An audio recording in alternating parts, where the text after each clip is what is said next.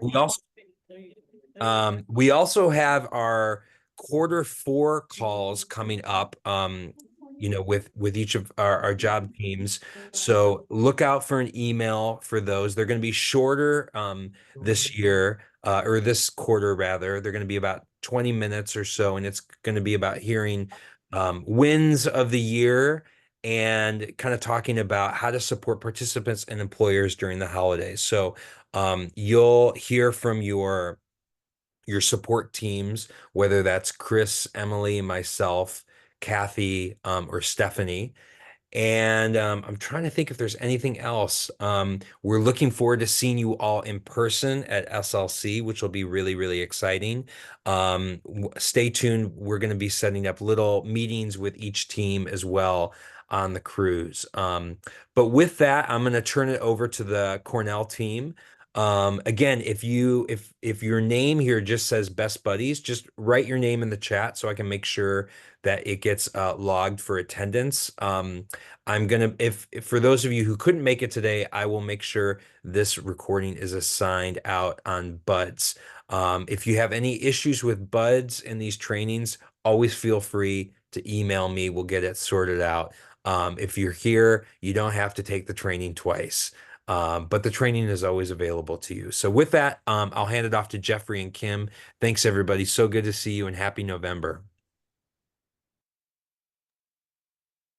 Thanks so much, Alex. It's really exciting to be back with all of you, and appreciate Alex and Chris paving the way for us today, and Jeffrey for having the heavy lift today to be the lead trainer. I'm Kim Osmani and part of the Cornell team, and super excited to be here today. This is the last official training that our Cornell team will provide for this calendar year.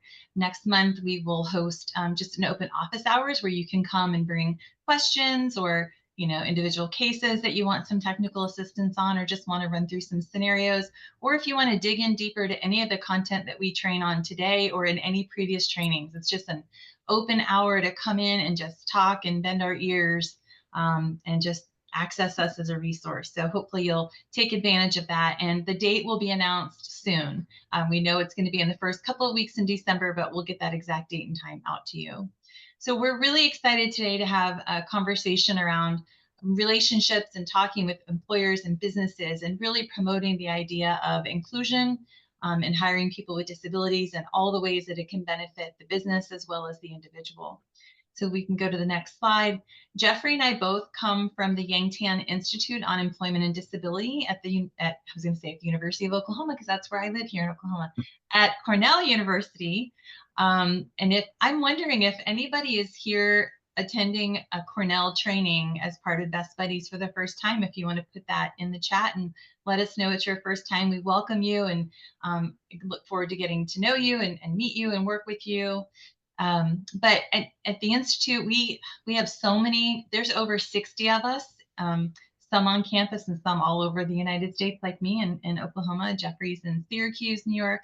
But we have a variety of projects and contracts, grants that we work on, everything related to employment and disability, starting from transition age youth all the way through adulthood, connections to businesses and such.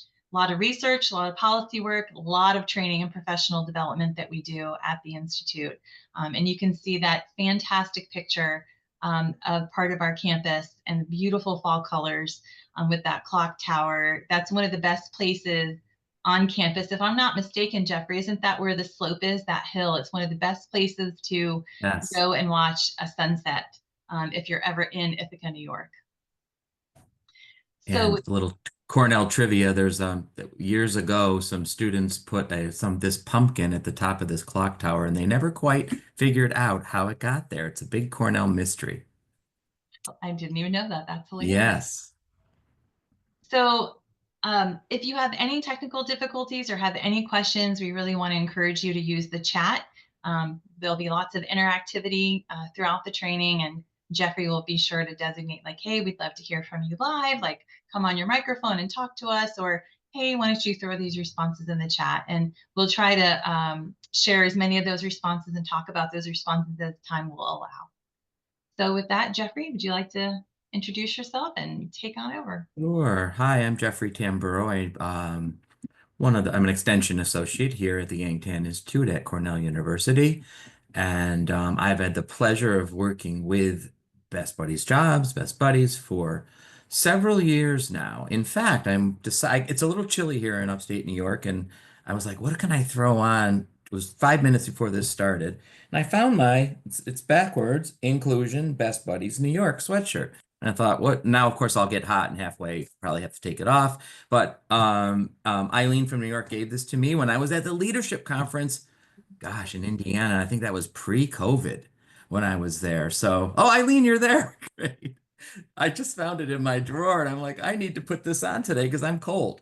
Now I'm getting warm, but I'll leave it on for now. So there's that. And I thought it was very appropriate to our topic. I'm going back for a second of inclusion. And one thing that struck me, because I had developed this a while ago and hadn't looked at it in a little bit, I noticed that it says employer relations promoting the benefits of inclusion. And it took me a minute because I realized that on purpose, by design, I went back and forth with this subtitle.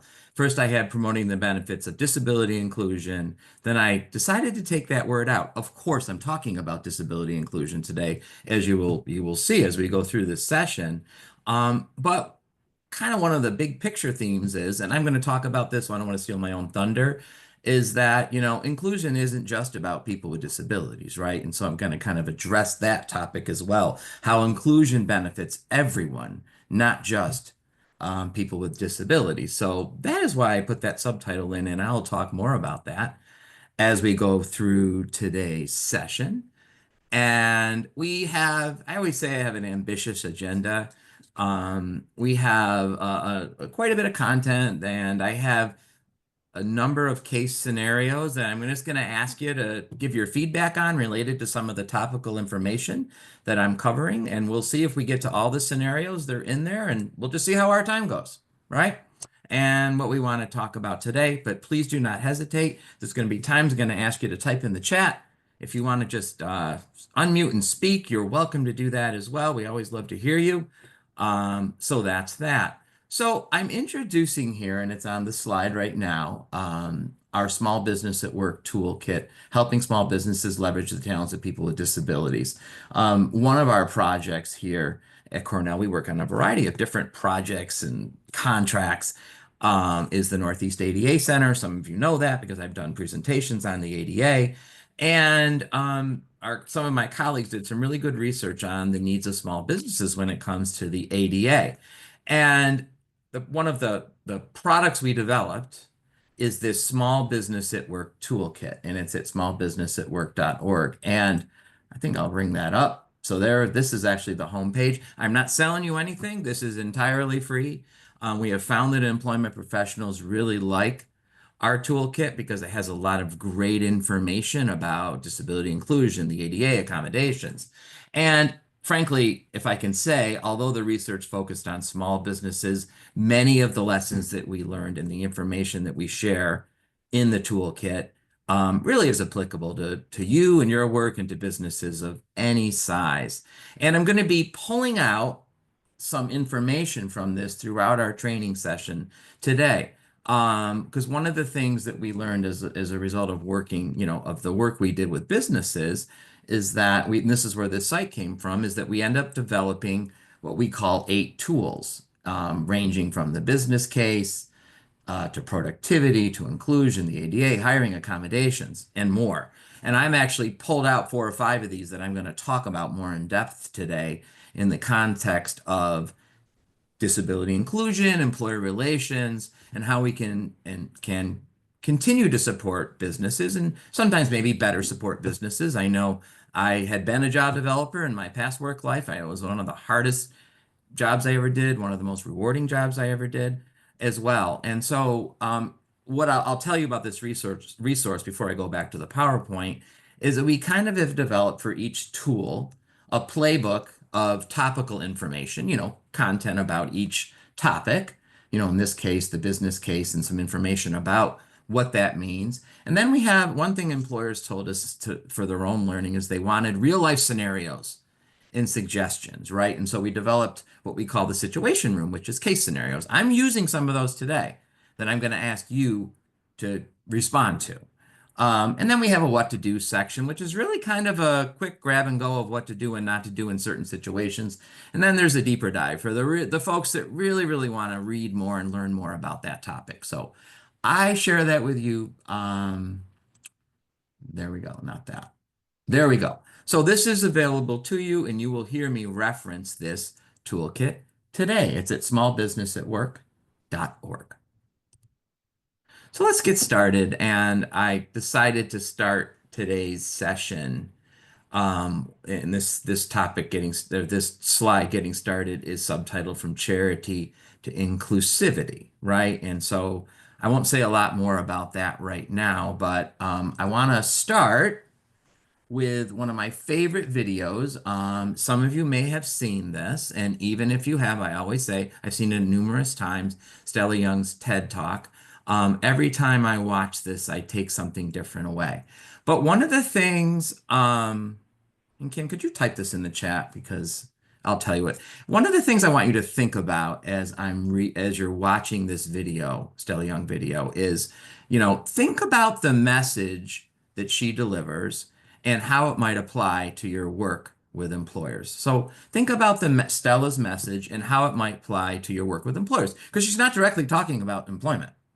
Well, she does address it, but that's not her entire lesson. I don't know if people know Stella. She's actually deceased now, but she was a comedian and activist in Australia, and I love her message. So has anyone seen this video before? And again, if you have, it's totally okay. And if you haven't, I encourage you to use it in your work, to rewatch it, because it has some important lessons. All right. So let's see if my hyperlink's working, folks. Okay. Sometimes the commercials cut out, sometimes they don't. Bear with me. Okay, there we go.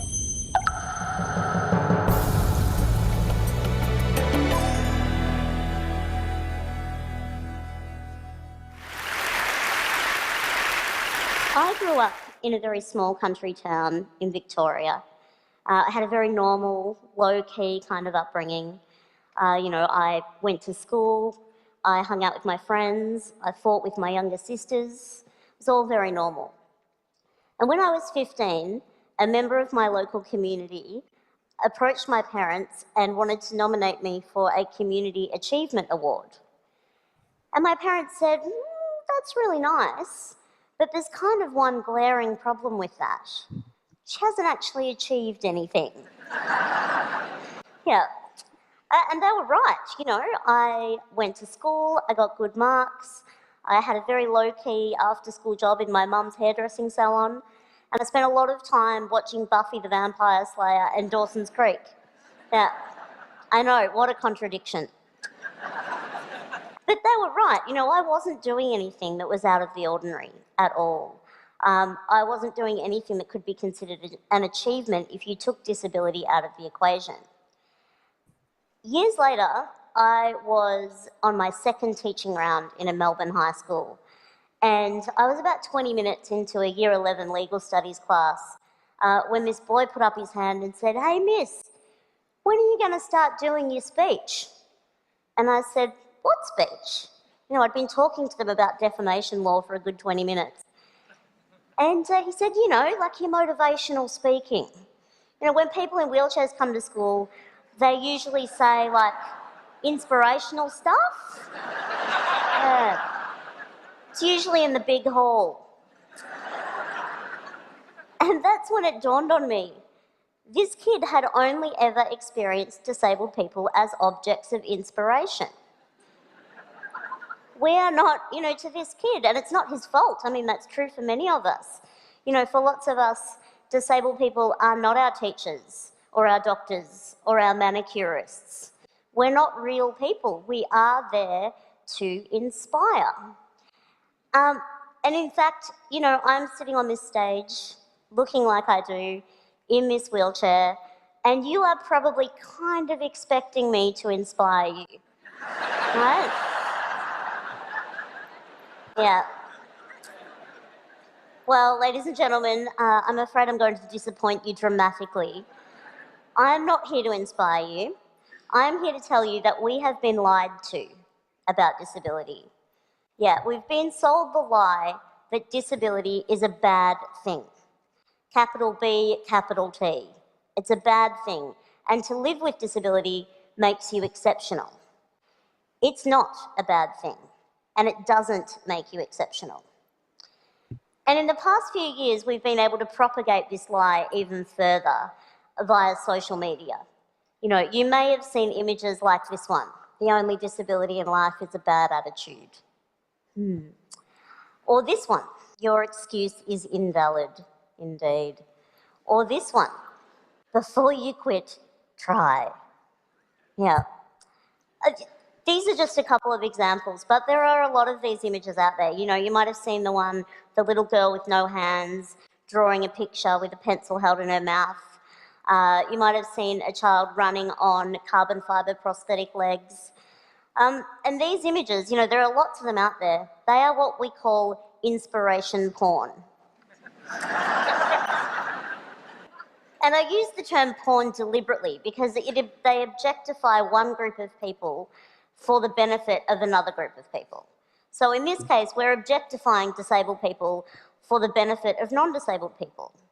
The purpose of these images is to inspire you, to motivate you, so that we can look at them and think, well, however bad my life is, it could be worse. I could be that person. But what if you are that person? I've lost count of the number of times that I've been approached by strangers wanting to tell me that they think I'm brave or inspirational. And this was long before my work had any kind of public profile. They were just kind of congratulating me for managing to get up in the morning and remember my own name. And it is objectifying. These images objectify disabled people for the benefit of non-disabled people. You know, they are there so that you can look at them and think that things aren't so bad for you, to put your worries into perspective. And life as a disabled person is actually somewhat difficult. We do overcome some things, but the things that we're overcoming are not the things that you think they are. They are not things to do with our bodies. I use the term disabled people quite deliberately because I subscribe to what's called the social model of disability, which tells us that we are more disabled by our bodies, the society that we live in rather, than by our bodies and our diagnoses. So I've lived in this body a long time. I'm quite fond of it. It does the things that I need it to do, and I've learnt to use it to the best of its capacity, just as you have. And that's the thing about those kids in those pictures as well. They're not doing anything out of the ordinary. They are just using their bodies to the best of their capacity. So is it really fair to objectify them in the way that we do, to share those images? People, when they say, you know, you're an inspiration, they mean it as a compliment. They mean it as a compliment. And I know why it happens. It's because of the lie. It's because we've been sold this lie that disability makes you exceptional. And it honestly doesn't. And I know what you're thinking. You know, I'm up here bagging out inspiration. You're thinking, geez, Stella, aren't you inspired sometimes by some things? And the thing is, I am. I learn from other disabled people all the time. I'm learning not that I'm luckier than them, though. I am learning that it's a genius idea to use a pair of barbecue tongs to pick up things that you drop. Students with ADHD save 10 hours studying with this Chrome extension. But no, by all I'm learning that nifty trick where you can charge your mobile phone battery from your chair battery. Genius. We are learning from each other strength and endurance, not against our bodies and our diagnoses, but against a world that exceptionalizes and objectifies us. I really think that this lie that we've been sold about disability is the greatest injustice. It makes life hard for us.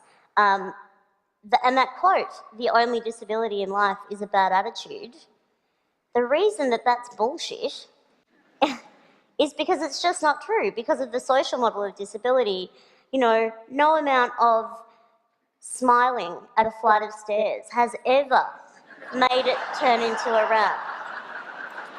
Never.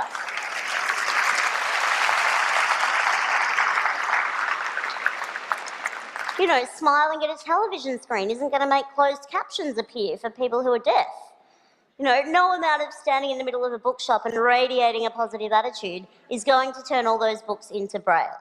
It's just not going to happen. It's just not going to happen. I really want to live in a world where disability is not the exception but the norm. I want to live in a world where a 15-year-old girl sitting in her bedroom watching Buffy the Vampire Slayer isn't referred to as achieving anything because she's doing it sitting down. I want to live in a world where we don't have such low expectations of disabled people that we are congratulated for getting out of bed and remembering our own names in the morning. I want to live in a world where we value genuine achievement for disabled people. And I want to live in a world where a kid in year 11 in a Melbourne high school is not one bit surprised that his new teacher is a wheelchair user. Disability doesn't make you exceptional, but questioning what you think you know about it does. Thank you.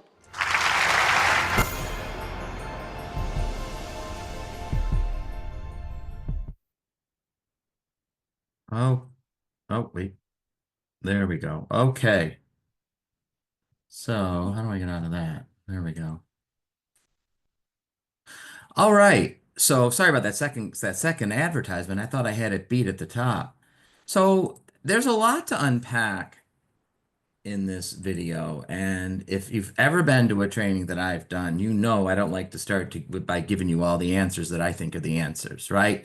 And so I have here, I'd like you to reflect and think about the message. There were many messages. And in the chat, or if you want to speak, I want you to respond to this question. What relevance does Stella Young's message have to today's topic of employer relations and employer supports? What are your thoughts? The quote here, if this moves you at all, from Stella is, "We are a society that treats people with disabilities with condescension and pity, not dignity and respect." So what does any of this have to do with work, employment supports, employer relations? Give you a minute to respond to that. Tell us what you're thinking.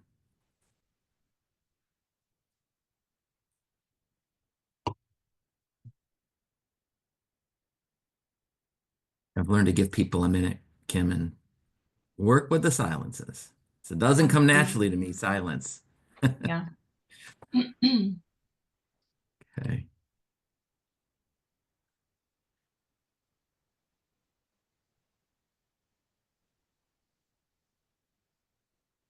All right.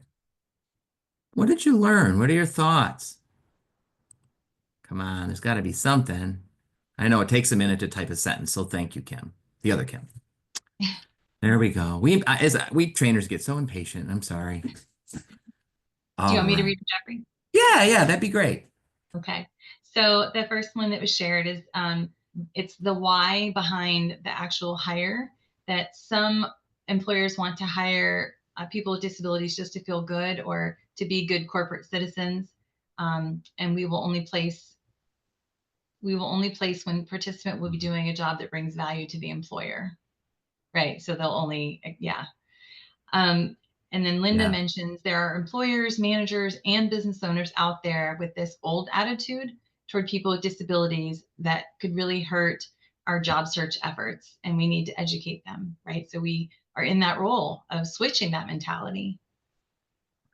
Pam said, I heard a speaker once say, we are giving them a job, not doing them a favor. It always resonates with me when I'm talking to employers and try to convey this to them. Yeah. Yeah, I mean, Charity. thank you all. What's that, Kim? I just said there's that charity piece. That's what I'm going to talk about, that moving from charity to inclusivity. And if other folks have thoughts, please, if you're inspired, so to speak, to type in a thought, please do. Right. I mean, going back to Kim Harvey's comment here, where you talk about, someone hired to just feel good and be good corporate citizens. I love how you're talking about, because you probably heard me say this, what is it? When I do my traditional straightforward job development training, I'll talk about, what value do our services and supports and ultimately, job applicants and people that are going to be working for the company, what value do they bring to the employer?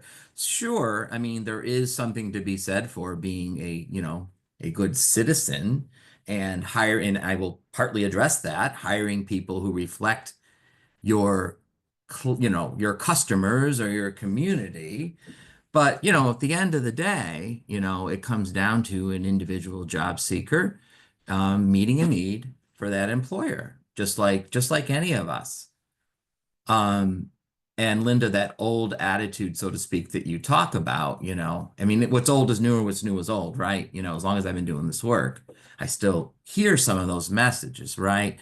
About, hiring people with disabilities and, well, it's a nice thing to do, or as Pam said, I'm doing someone a favor. Sometimes in the context of accommodations, I'll hear that language. Oh, well, it's a special favor, something special. No, it's not. An accommodation is just a different way of getting the job done to your specifications as an employer, right? And so I think for a number of reasons, Stella's message is so important, right? For us to think about, because it's easy to just say, well, the employers and managers and business owners have these attitudes, which is, I know, I get it. It's true. It's one of the biggest challenges we face, right, in this work. But also, it's also looking at ourselves as well and thinking about, well, how are we delivering the message? What messages are we delivering when we talk to employers and just in general people in our communities? How are we representing them? What words and language we use? If you've gone to the job development class that I do, and some of you have, we talk a lot more about some of those things, right? And Heather, explaining and thinking outside the box and realizing everyone's strengths with all of their staff, not just individuals with IDD, and when hiring our participants. I feel it starts the thought process to recognize the talents and strengths of all staff. And that's why, Heather, well, it's partly why. When I said at the beginning, I left the word disability out of the subtitle of, the benefits of disability inclusion. It's because inclusion benefits everybody, and the benefits of inclusion for all of us will benefit people with disabilities. Now, don't get me wrong, there are specific things we need to do when it comes to disability inclusion. Stella spoke very well to that, didn't she, when she talked about, she talked about in a very comical way, no amount of smiling is going to turn that flight of stairs into a wheelchair ramp, right? Point being, attitude is important, but it's not enough, right? And we have to, this is where the ADA comes in. We have to think about laws, have to think about our built environment, right? That's also important in all of this. And certainly we're talking about trying to modify and change attitudes when it comes to working with business partners to understand how it benefits people, how it benefits their business, hiring people who happen to have disabilities. And, I think for me, one of the biggest ironies here in Stella's video, remember at the beginning, she said, well, we aren't just automatically inspirational just because I get out of bed and know my own name, as she said. But, the irony for me is I found her inspirational, but not because of her disability, but because of what she had to say, of her message. I just spoke at an event in our state capitol a couple days ago, and one of the things we were with a big audience of New York State workers, and one of the things I was talking about with them was that, and this applies to Stella, is that, Stella's message to me and her is she does this as a person with a disability, not solely because of her disability. She's someone who happens to have a disability that has a message. And in her case, it was inspirational. So one of our big messages here is about raising those expectations. Certainly expectations of society, but sometimes it might be our own. We have to look at what we do, the messages we deliver, and we're going to talk about some of that in our time together today. So Stella's story, I always like to try to describe our images. There's a picture of a jar with coins in it, and it says charity, right? Those assumptions, those expectations, those attitudes, that charity mindset that's often out there when it comes to, and I know I'm preaching to the choir for those of you that are out there as job developers, but that mindset that can be out there about why people think they ought to hire people with disabilities or not hire people with disabilities. And I think Stella's story does speak to us about this charity model, right? because the charity model places the person with a disability in somewhat of a weakened position where they're wholly dependent on society and maybe on the quote unquote kindness of others. And this model, can lead to the idea of caretaking or limited choices for people with disabilities. And it puts the able person in kind of the role of, well, I'm here to help, right? I'm the hero, I'm the savior. And it's not necessarily it really works contrary to our model, which is making the business case. And it's not necessarily the most effective way of thinking about employment for people with disabilities, but it definitely persists. And you might think, well, I don't do that, but let's think about why this matters, right? And let's take a look at how this charity model impacts people with disabilities. And some of the messages that can be delivered might say things like, and one of them might be that hiring a person with a disability is a nice thing to do, right? And the reality is that employers should hire people because it's not because it's a nice thing to do or doing a favor, as I think one of you just said here in the chat, but an employer should hire someone, as you've said, and I've said already, because they have the skills to meet their needs, that in some way they add value to or enhance the business, whatever that might be. Certainly diversifying the workforce can be one way to do that, right? To reflect your community, your customers, but not the only way. And often, usually not the most important way for businesses when it comes to hiring a job candidate. Another message can be that people with disabilities will be grateful for any job, for any type of job. They'll take anything. I hate to say, well, as a job developer, sometimes that was the message I may have delivered, right, when I didn't know. And, I get the spirit of it. The spirit of it might be being flexible, right? But think about that message about taking anything, right? Just like all of us, first of all, it's not true. Very few people, if any of us, are going to take anything. And just like anyone, people with disabilities have hopes, dreams, likes, dislikes. And the message that people will take anything is really demeaning and diminishes what potential contributions people might have to make to the workforce. And the other thing I talk about is the 4 Fs. And if anyone here know what the 4 Fs are, I'm going to pause a minute. Have you ever heard of those? I remember early on in my work career, people talking about this, right? Does anyone know what they are? They stand for something. Not sure? I heard there was a So, fifth F, and I remember hearing about it, but I can't jog my brain about what the fifth one is. yeah, you could probably add some Fs to the 4 Fs. You're right, Kim. I've heard a number of them. Well, the 4 Fs or the 5 Fs are, jobs in hear me out, food, filth, flowers, or sometimes called fauna. I've heard folding, I've heard filing. Is there another F? There might be more. Now, I always say this about this because I don't want someone to take what I said about the 4 Fs out of context, right? Um, Nothing wrong with these jobs, right? I have helped people obtain jobs in food service or janitorial work or working with flowers or filing or folding, right? And those can be great jobs for people. There's absolutely nothing wrong with those jobs or those even careers sometimes, right? Oh, there we are. Kim typed them in. Thank you.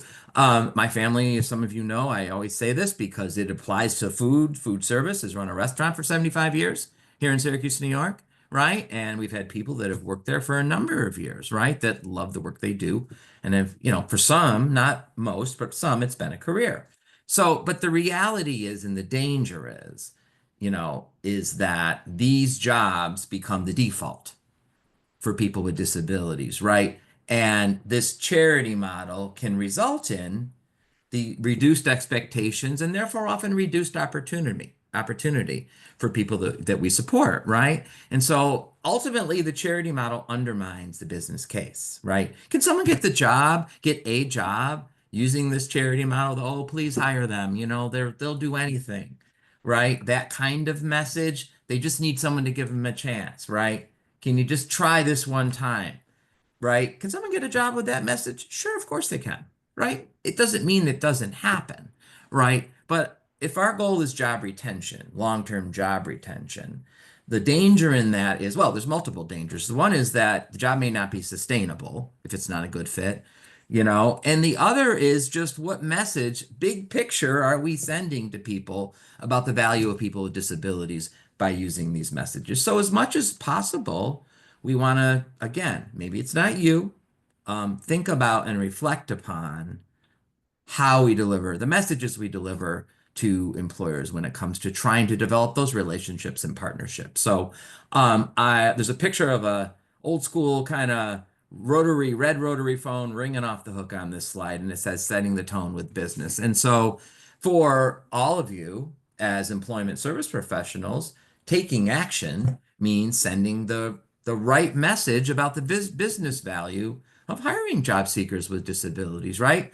Letting employers and your community know that disability inclusion is the key to success, letting employers know the benefits of hiring people that you support, the benefits of the services and supports that you offer for them as a business, right? Setting the tone might mean sending the message that inclusion is about business, not about what we just talked about, pity or charity. It's about having access to qualified applicants and new employees. It's about employees and performing their best.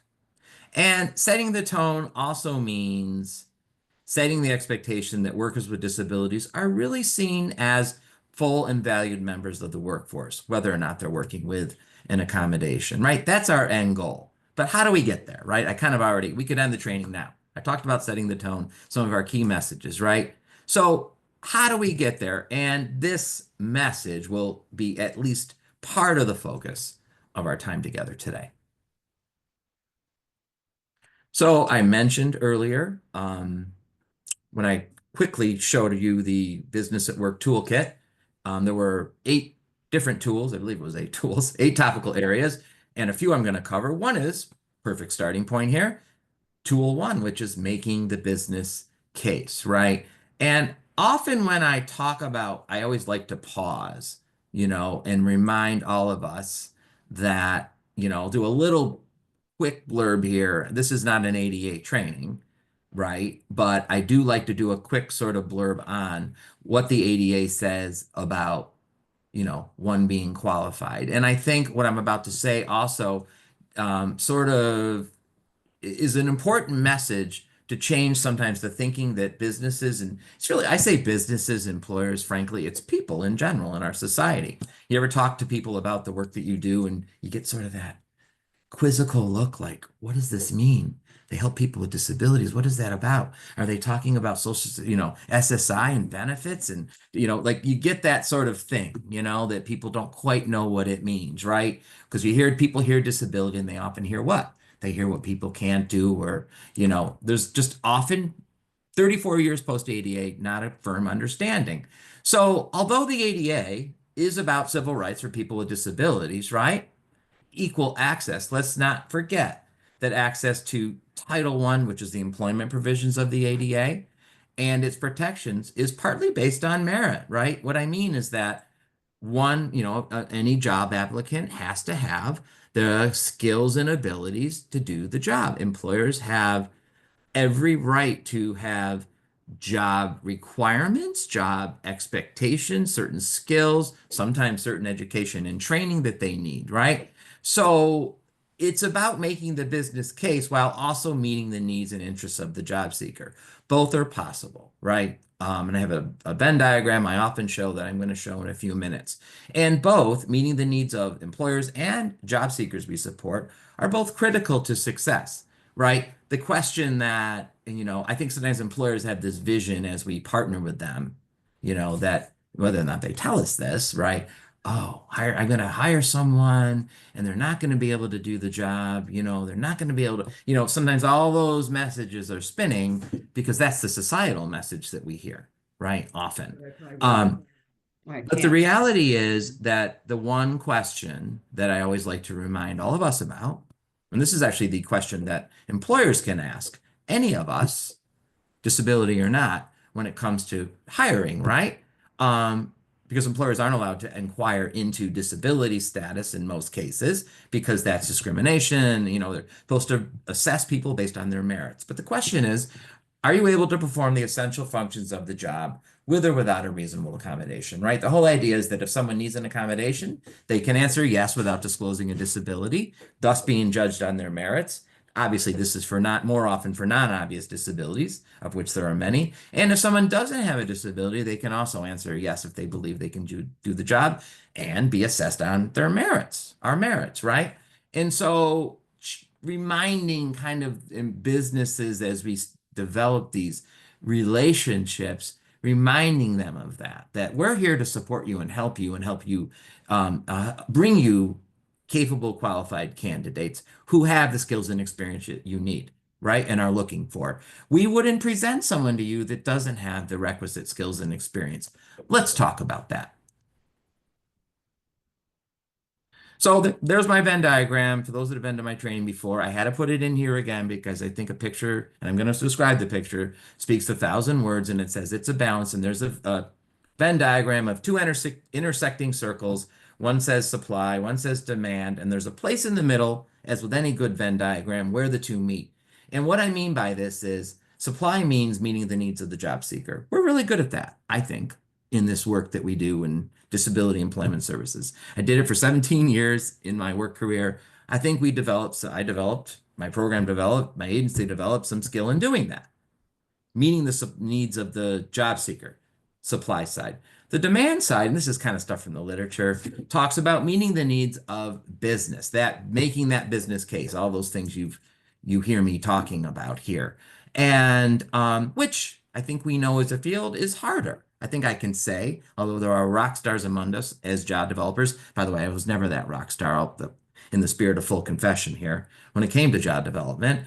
But as a field, we often struggle with the whole business relationship part, and because it's often not what, usually, if I can say that, not what brings us to this work, right? We come because we want to make a difference, we want to help. So there's a red X over supply and a red X over demand, meaning we don't just want to meet the needs of the job seeker. We don't just want to meet the needs of the business, but that sweet spot in between.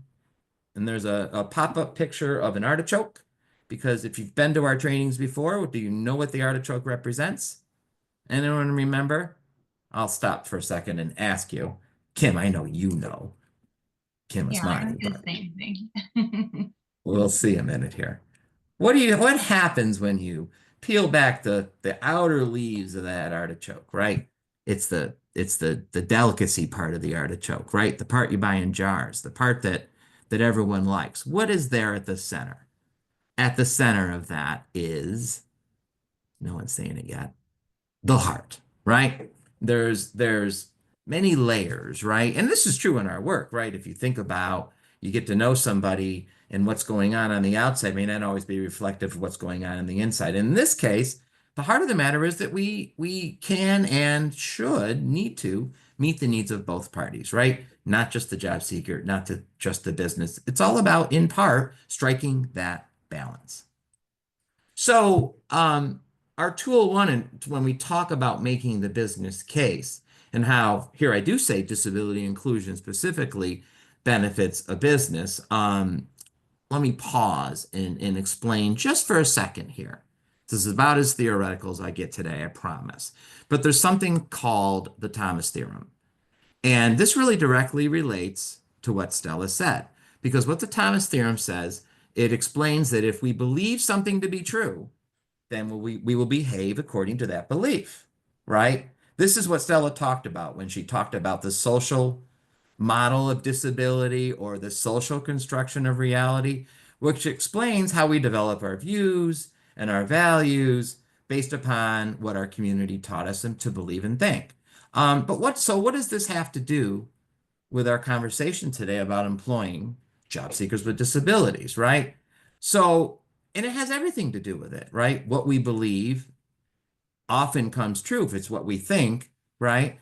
And it has everything to do with it. And I'll speak for myself, like many of us, I grew up in a society that either maybe disregarded people with disabilities as vocational beings or set low expectations that were, expectations that were often based upon altruism, right? Oh, we'll do something nice.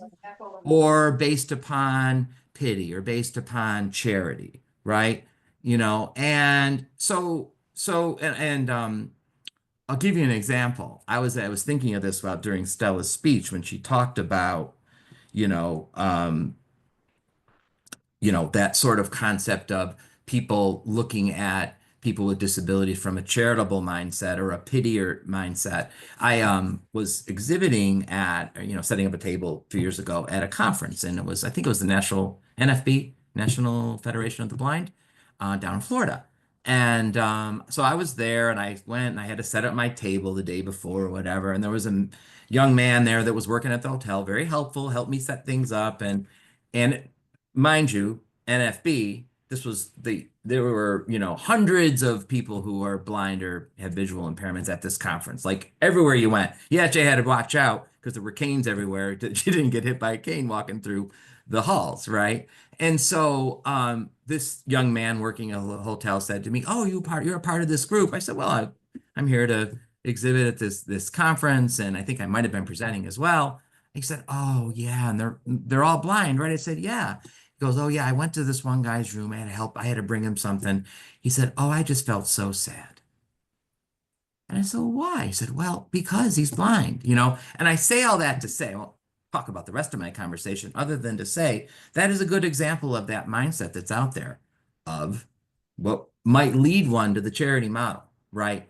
And so the biggest barrier is not the disability. People with disabilities will often tell us that, the biggest barrier they face is not their disability. And when I work with job developers, employment consultants, employment professionals, whatever title you have, job coaches, I hear the same thing time and again, right? That it's the misperceptions of others, right? Those negative beliefs that have been disproven by research and by experience, but they still drive employers' decisions about hiring workers with disabilities. Think about it. What are some of those commonly held myths or misconceptions that society holds about job seekers with disabilities and employment, right?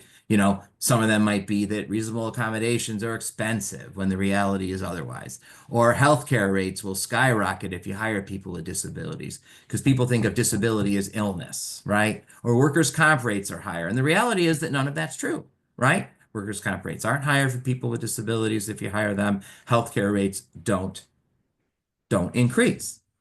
That's some of the reality from the research. So it's really, truly, I know this sounds like a talking point, this second bullet here, but it's about talent. It's about hiring the right person for the job who can meet your business needs. It's not about charity, because hiring people with disabilities is about getting good people who can contribute to the business success.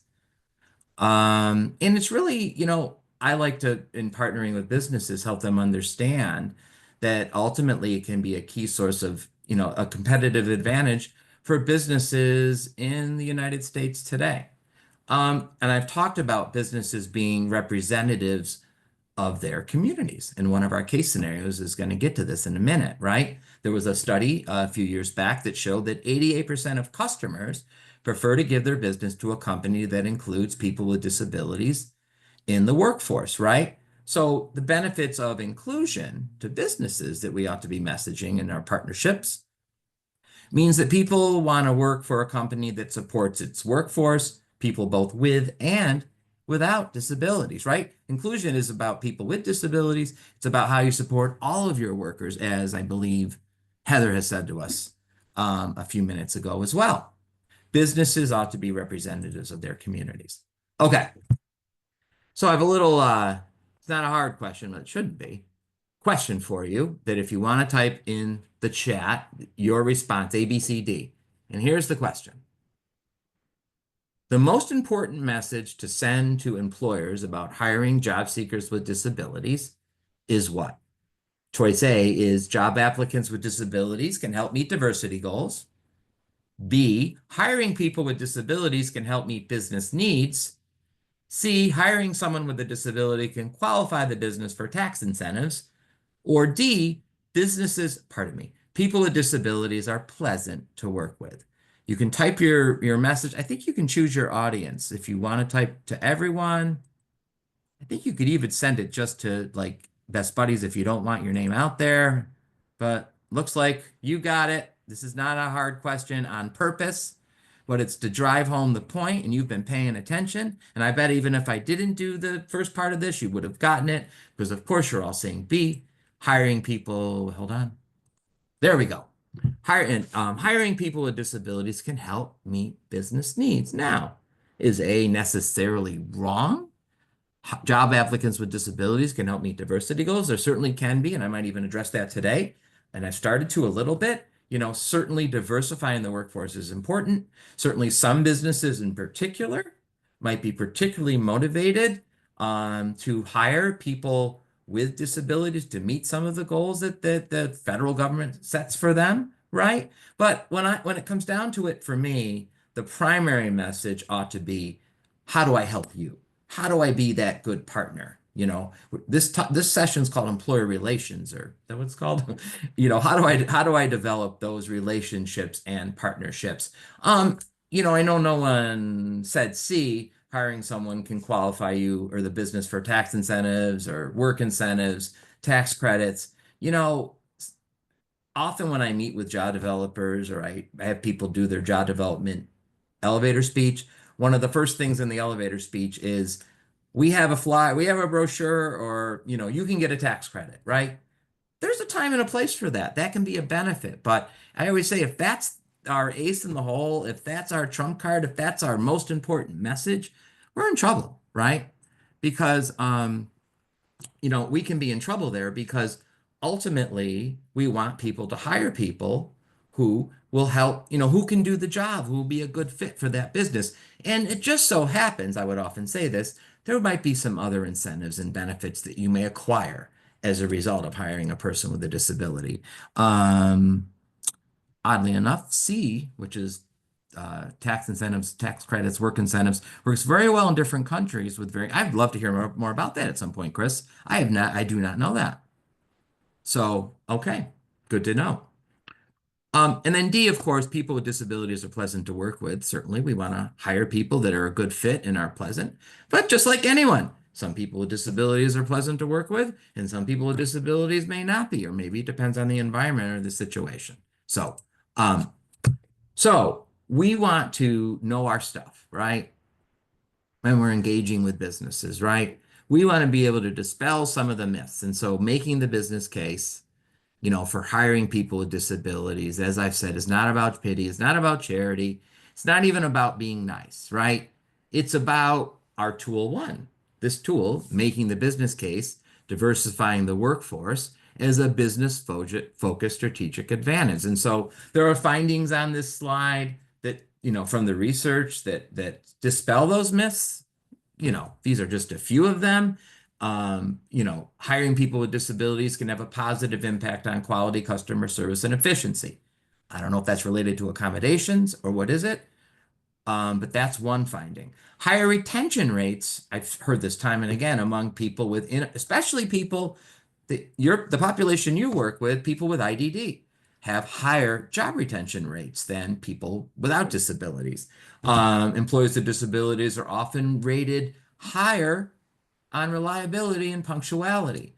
It can improve productivity and work practices. Sometimes I wonder if accommodations, which are about efficiencies, have something to do with that.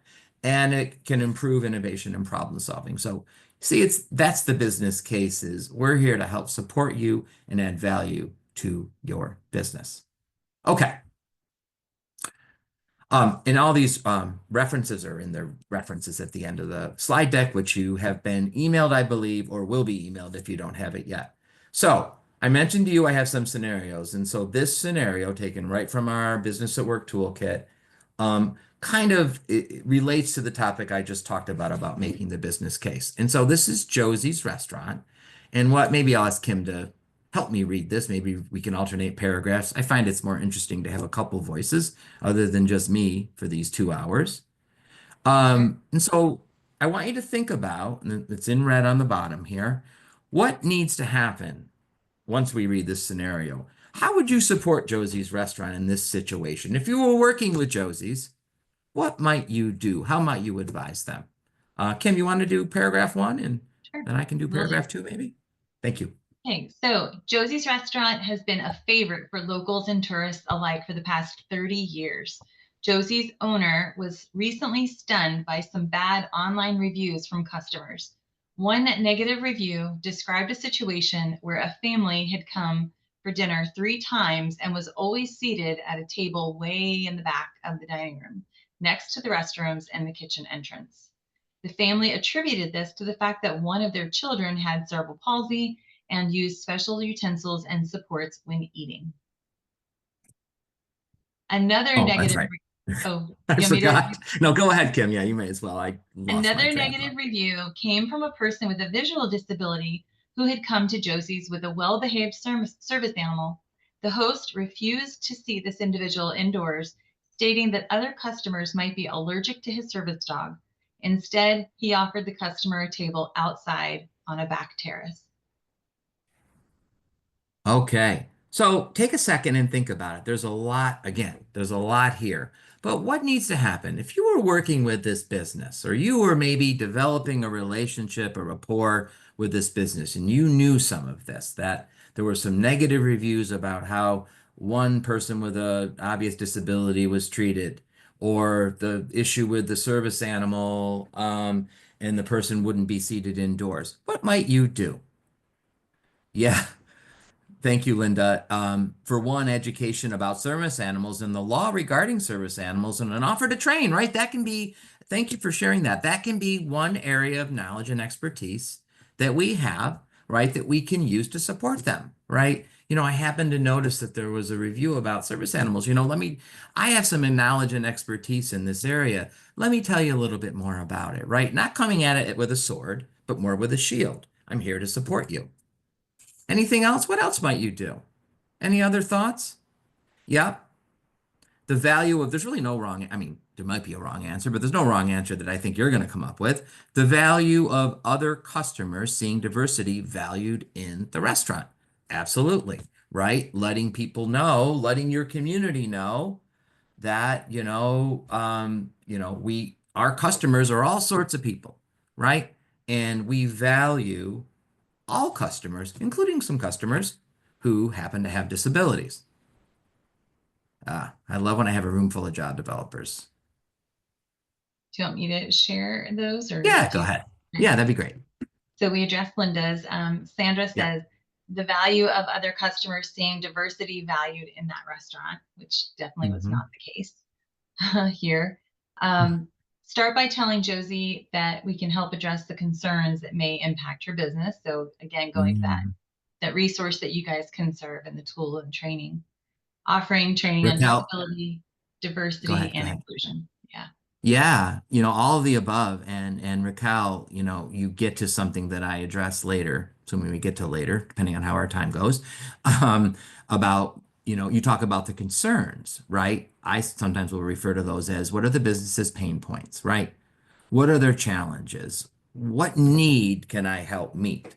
I love that everything you're saying here is about, you're sort of getting at how you can help that business, not exclusively about, well, I have a job seeker and, are you hiring, right? Which is sometimes the route that I used to take as a job developer, right? And so in this example, there's any number of things that can happen. Everything that you all said here, because in this example, Josie or the owner had more to worry about than 2 bad reviews, right? In this example, the seating host was not only, sometimes we talk about all it takes is one rogue employee, one rogue manager. Now, rogue doesn't have to be someone means ill will. Rogue could just mean someone not understanding. But this seating host was, just as my grandma would have said, not nice or rude. But the host also violated the ADA, right? So in this example, either educating the host about you know, the ADA and some of the things that you talked about, like diversity and service animals, or what have you, or maybe even removing the host if it's not a good fit, depending on the situation. And really, beyond this one person, for all staff, what are clarifying expectations around interacting with customers with disabilities? If this employer had had current staff who maybe had either a disability or a significant connection to disability, like a parent or someone else, that can be another way to advise the business and just overall building that staff awareness, right? That because we want people writing about, I don't know, Josie's great hamburgers, so to speak, rather than rude staff in those reviews. So, another couple, these are a couple of the takeaways. There's really many takeaways here. Keep in mind that 20% of the customers dining at this restaurant at Josie's may have been doing so with a disability if we look at what some of the statistics are about people with disabilities in our society. And so maybe having it, this is one of your messages as well in building those relationships. How does having employees with disabilities on staff improve the business's ability to reach out to this segment of the population, right? To message to that population. So I talked about setting the tone. Remember the red rotary phone at the beginning, right?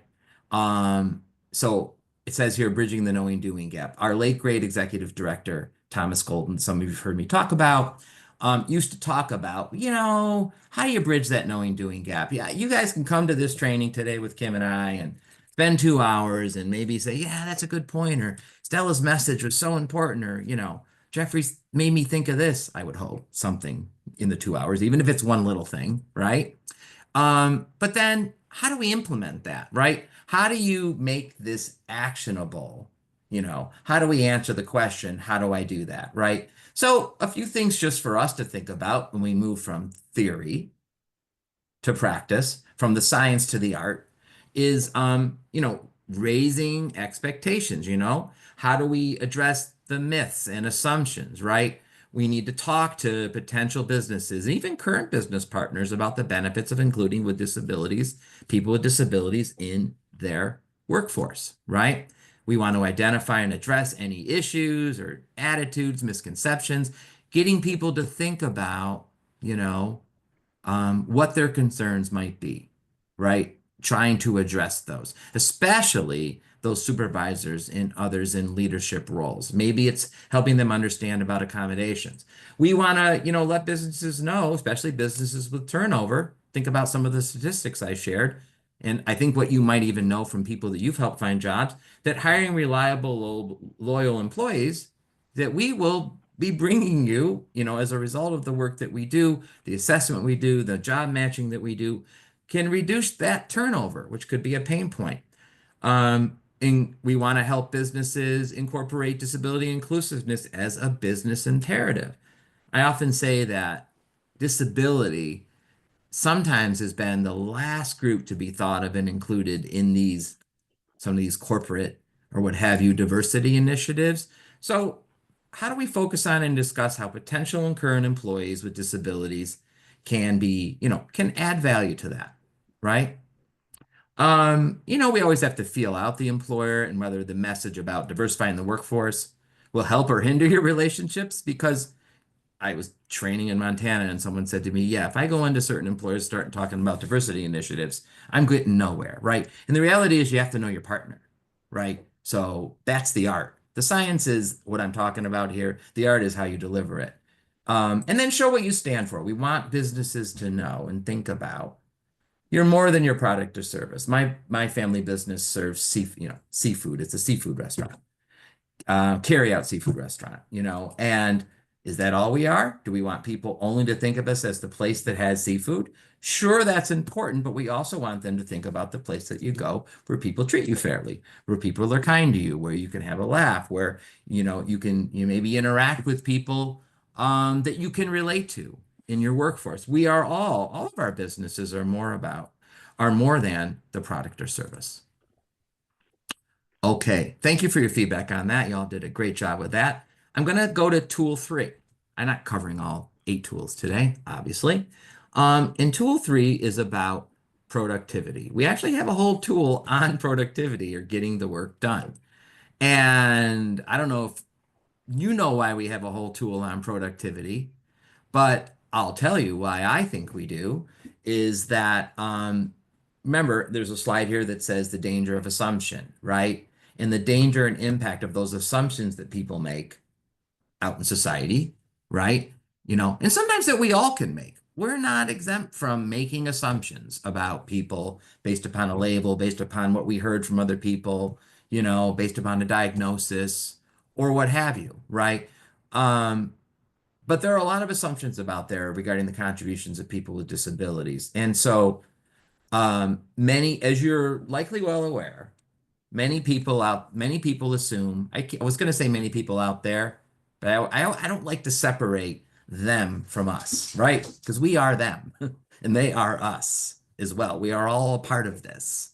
And so many people assume that disability equals inability to perform many jobs. And we know that's not true, right? Any employee has to be able to perform those main parts of the job that I talked about or those essential functions. And so it's just that reminder that sometimes the societal attitude might be, remember our topic is productivity here, that people with disabilities aren't as productive. And we want to be able to change that narrative. So, in a class I do on job retention, I talk about some of these things, and I'm just going to address them quickly here today.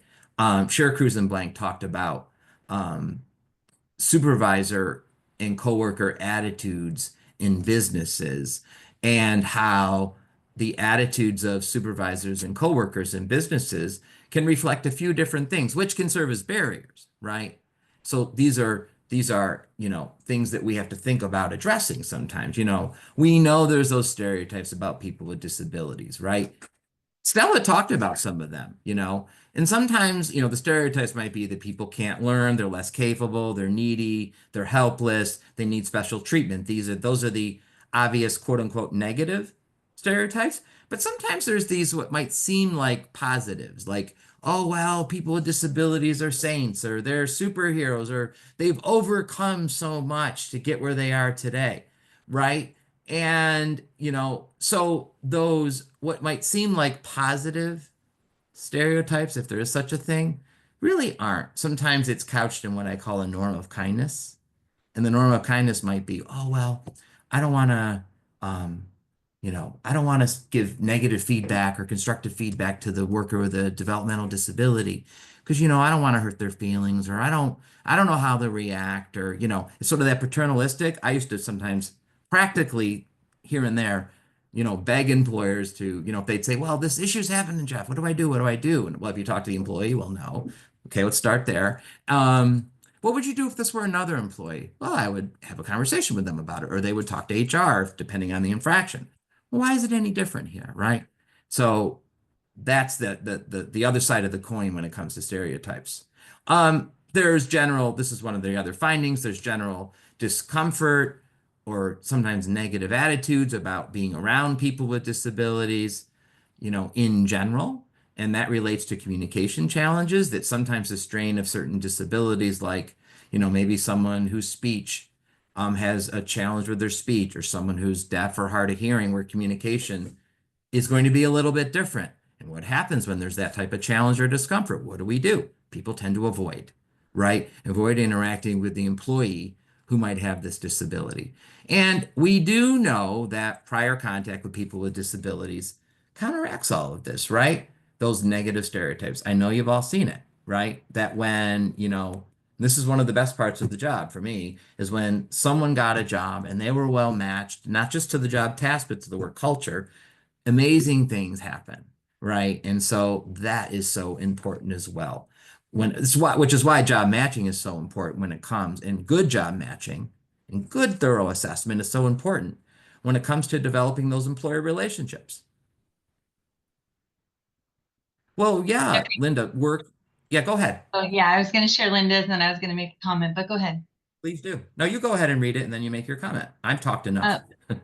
So Linda was just saying workers with disabilities need to be treated like all other employees, because if not, then it can create some worse issues at work if they are being treated differently. And I was just going to add, as you were saying, like that match and how important that is. And sometimes it can be so surprising when we land on a really, really good fit, not just work-wise, the job, but the culture. And we see that a lot too with transition age youth who might be doing work-based learning experiences. And sometimes those short-term experiences end up being long-term jobs because it was a good fit for both parties in terms of, skill, ability, interest, the culture, all of it. So love those work-based learning experiences for our transition age youth that I know many of you are supporting as well. Oh, they're so critical, right? And so often over the years, in my experience, in my career as an employment professional, we're lacking in people. So we had to fill the void of that vocational gap. But those are such important experiences. And that you're right, that work culture is key for all of us, right? Not just people with disabilities, although certainly we have to look at that. Because I think we're pretty good at sort of matching, okay, what are the skills and abilities needed to job duties and tasks? Work culture is a little bit harder, right? But that fit, if you will, is often what'll make or break that job. So some of this certainly comes from research. There's also been research that our colleagues at Cornell have done on this topic in some way. And here's the bad news, right? Is that these assumptions and beliefs and attitudes have consequences, right? They impact performance expectations, what someone might expect of a person with a disability. We've talked about it being lower often, right? They impact performance evaluations, right? The desire to work with a person with a disability and hiring people into jobs with more substantial responsibility. Think about promotions and that ability to learn and grow, that career development and advancement that is so important in the work that we do, right? And sometimes with the performance evaluations, again, it could be, a lower because they're not meeting that expectation that you have. Or it could be what I just said before about the quote unquote norm of kindness, which on the end isn't really kind, which is, well, I don't want to give someone, with a disability, whether or not they're saying this, negative feedback, or I'll say constructive feedback, because we all need feedback, right? And so, so all of these attitudes really do impact people's employees with disabilities growth, employees with disabilities ability to move up or just to expand and develop in their own careers, right? And a further impact is that remember I mentioned the reluctance to interact with employees with disabilities sometimes that happens, can also mean that these employees who aren't a part of the fabric of the workplace might not be as aware as others about some of the unwritten rules of work or those unspoken. We all know there's unwritten rules at your job or things, or just things that we've learned over the years through being a part of the workforce, right? That, someone who's not been a part of that workforce may not know. And so the more people with disabilities, even when working, are isolated or not a part of the fabric of the workplace, the natural supports, as we call them sometimes, the more likely they're not going to learn about some of those unwritten rules and unspoken expectations of the workplace. And again, I'm going to give a little more research, a little more science, right? Since we're on the topic of productivity at work and getting the job done. Promoting inclusion means we really need to know and understand a few facts, right? At least there's some research that supports some of what I'm going to share here. Because in study after study, workers with disabilities, when accommodated, performed as well as or better than those without disabilities. Workers in this one study, they looked, at workers across 18 distribution centers and found no differences in job performance for workers with disabilities compared to workers without. Supervisors from 13 companies and another reported nearly identical job performance levels for workers with and without disabilities. And workers with disabilities had lower rates of turnover, as I said before, and the same rate of absenteeism as workers without disabilities. And there's some research. I don't know if there's plenty. There is some research on this, right?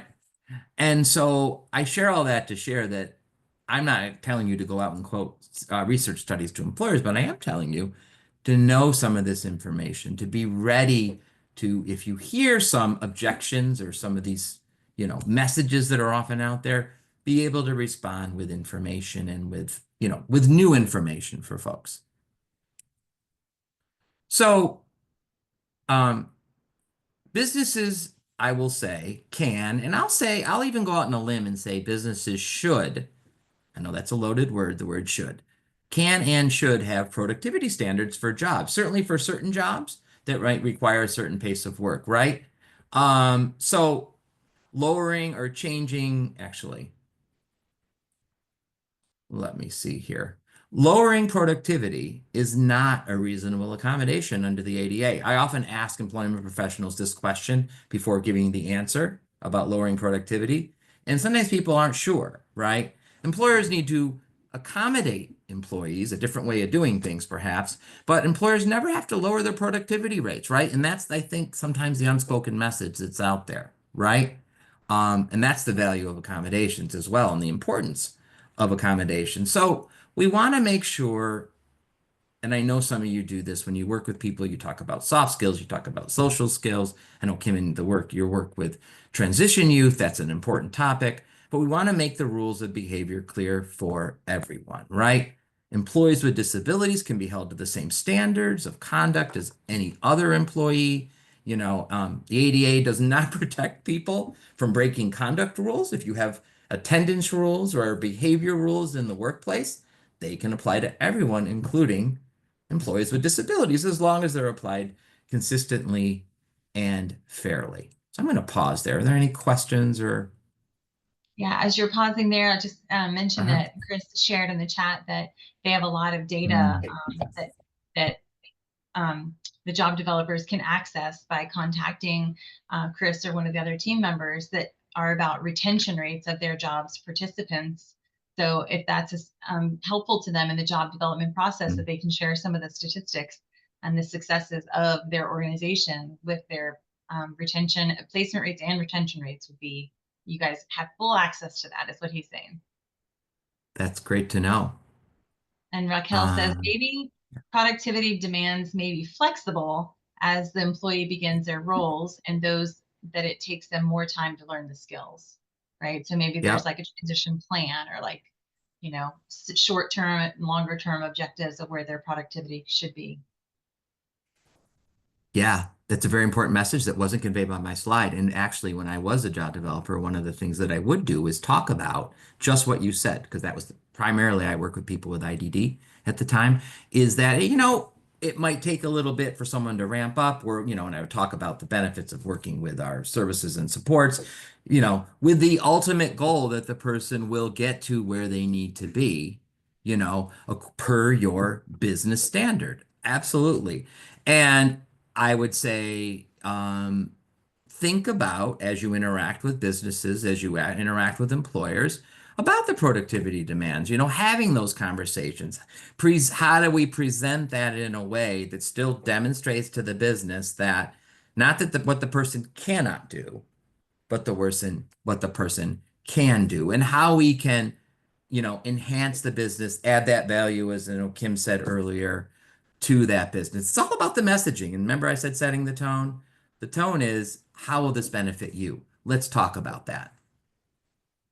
Great comments. Thank you so much. And one of the things we talk about in our toolkit, you may call it something else. There's a picture of a coffee pot here. It's actually an old school Corningware coffee pot. I like vintage things. So that's the one I used. But this concept of coffee pot learning. And so this quote, Kim, you want to read what Joe had to say? Joe was a new employee about what we might call coffee pot learning. We talk about natural supports, but maybe you can tell us what Joe had to say, Kim. Sure. I just couldn't get things right. I forgot all the details about what people ordered, and it was taking me way too long to get orders out. But another waiter took me aside and told me her system for keeping all the orders straight and satisfying my customers. After that, it clicked and I was able to pick up the rest on my own. I just needed a few tips. Yeah, I love that quote, right? It's just like anyone, like how do you learn about the job, right? You learn from your coworkers, you learn from colleagues, you learn from other people. And this example really does illustrate that coworkers, we call them natural supports. That's our language. It's not the language of business, right? It's working with coworkers, working with colleagues, thinking about the words we use. That's a whole other training I do. But coworkers are important sources of learning the best way to perform a job. And workers with disabilities sometimes can be left out of the loop during, this everyday coffee pot or water cooler talk or, among coworkers. In fact, there's research that shows that people with disabilities have fewer, kind of quality interactions with coworkers and colleagues than people without disabilities. And so, what this means is that they can be missing out on learning real life ways to improve their job performance, right? So um, we want to, help employers understand and encourage employers and coworkers in job sites, to support each other, including the job seeker that we represent, with learning new tips, right? I think one of the push and pull of a job coach, right? Having been a job coach can be an amazing thing. But, sometimes an employer or coworker might see that other person as a job coach and might think, well, that's Jeffrey's job. I won't get in the way, right? And I can remember one time a coworker at a job site where I was the job coach when I was a brand new job coach, in the first few months, saying to me at some point, I must have said something about, feel free to go up and tell them this yourself, whatever the message was. Said, oh, I can talk to them. I can talk to them. And I remember thinking at the time, I guess I need to think about how I'm messaging this differently, right? Because clearly in that example, I hadn't done enough to help the business understand what my role was. I'm not there to be in the way. I'm there to supplement. Okay. So let's do another scenario, and then I probably won't do the last two scenarios when we get to them, if we get to them. So this scenario, again, relating to our topic of productivity, in the situation room is called the struggling designer. And Kim, I'm going to ask if you'd like to read to us about Ellen. I would love to. Oh, can I say Okay. something? It Yeah. already says at the bottom here, think about it. What needs to happen? How might you support this business, which is called Upscale Designs and Ellen? So how might you support the business? Put on your job coach hat. All right, Kim, I'm sorry. Go ahead. Okay. So the struggling designer. Ellen has a hearing disability and has been working for 1 year as a kitchen designer in Upscale Designs, a design and contracting firm with 95 employees located in a large city. She is a solid performer and her customers are generally satisfied with her results.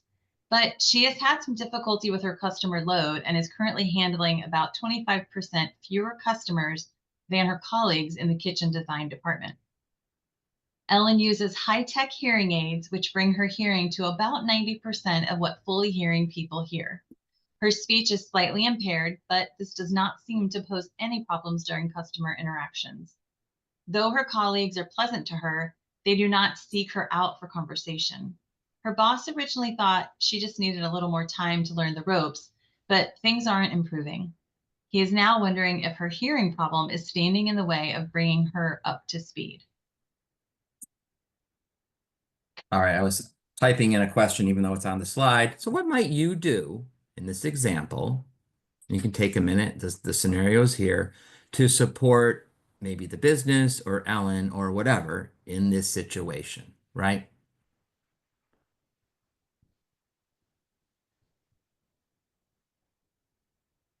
Seems like she's handling fewer customers than her colleagues. She is hard of hearing, but she has hearing aids that pretty much, mitigate that. Speech doesn't seem to be a big issue here. All right. So we have one suggestion that maybe she needs more one-on-one training. Yeah. The boss or the owner might consider chatting with her one-on-one about different strategies, and if appropriately, possibly after chatting, maybe set up her working with a mentor at the business. Yep. Yeah. Love that. I said, yeah, go ahead. Yeah, same mentor. Someone else is mentioning mentor, Linda. Mm. If hearing doesn't seem to be the issue, it seems like a lack of collaboration with her team. Yeah. Yeah. Thank you, Brittany. So you're all on target with a few of the little notes that I have here of things that I like to talk about, right? Because in this example, her boss, Ellen's boss, assumed that her being hard of hearing was the problem, right? Sometimes the disability, if you will, itself, everything gets tacked onto that, whether or not it has anything to do with it. But this assumption might not be correct in this example. Ellen's boss has to maybe listen, first of all, to Ellen's. What does Ellen have to say about this, right? Maybe the boss will find out, as some of you have said, that Ellen needs training in using the design software, perhaps more effectively, right? Or, maybe there are several features of that Ellen doesn't know how to use efficiently because no one's given her the coaching on how to do it, right? And she's out of the loop in the job. So a couple of our takeaways, and hold on here. As you've said, Ellen's being hard of hearing isn't the main problem. Being marginalized in the workplace isn't. And with better coaching, with better mentoring, the situation would be different. Yeah, I don't know who it is, but someone here talks about asking her where the disconnect might be, engaging with Ellen. If we're involved, certainly we can be a part of that conversation, depending on, on the situation. All right, great job there. So again, remember I talked about that knowing doing gap when it comes to productivity. How do we take this concept and move from theory to practice? So, what are the actionable steps, right? So we want to convey the message that productivity and job performance of accommodated workers with disabilities is similar or equal to that of workers without disabilities, right? That accommodations just help level that playing field. If we're developing that relationship, letting employers know that. We want to listen to employees with performance issues to get their take on the cause, right? Sometimes asking the employee themselves, right? Instead of making those quick assumptions about the cause of the performance, for example, or the cause of the issue. For example, well, it has to be the disability, right? That's the challenge, and the danger of assumption that something can get attributed to disability when maybe it's not because of the disability, right? And the other thing is that, we talk to businesses about, and this can be something to talk to businesses about as well, particularly if someone hasn't disclosed. I mean, in your case, I think people may be disclosed, right? But one of the messages is that we want to make sure that the business focuses on performance, right? Focus on the performance issues, focus on what the expectation is for someone, right? And the reality is, even if you work with someone with an obvious disability, so for example, a physical disability might be obvious, right? But a secondary mental health condition or disability might not be. And by the way, someone can have an obvious disability that might not impact their job, and a non-obvious disability that might impact their job. I have a colleague with an obvious disability that works with us. And she has said that to me, just because she didn't say it about herself, actually. What she said is, remember that someone with an apparent disability may have something else. It doesn't always have to just be about the apparent disability, right? And we've talked about informal coaching, informal mentoring, and the last, holding accommodated workers with disabilities to those same performance standard, letting employers know that they don't have to treat people as if they are quote unquote special or different or unique, right? That employees can and perhaps should be held to the same standard, just like anyone else, with an accommodation if an accommodation is needed. All right, let's talk a little bit now. I cheated here. I put a couple of our different tools on one slide, so I'm kind of tying them together. And our tool 6 is about hiring, recruiting and hiring people with disabilities. And tool 7 is about accommodations. And actually, in our toolkit, we actually go through a simple step-by-step process if you want to take a look at that at some point. So, to our topic of building employer relationships. How can you build sustainable partnerships with employers, right? How do we go about building those sustainable relationships? And sustainable is the key, right? Those longer term relationships, maybe where someone over time, I'm sure you've had examples of this, have hired more than one person. It's those employers that call you. You ever get those calls? Hey, Jeff, I have a couple job openings coming up next month, and I'm wondering if you might have anybody to fit the bill, right? When that happens, we know we've met a need. We didn't get enough of those calls. I used to call it the gift.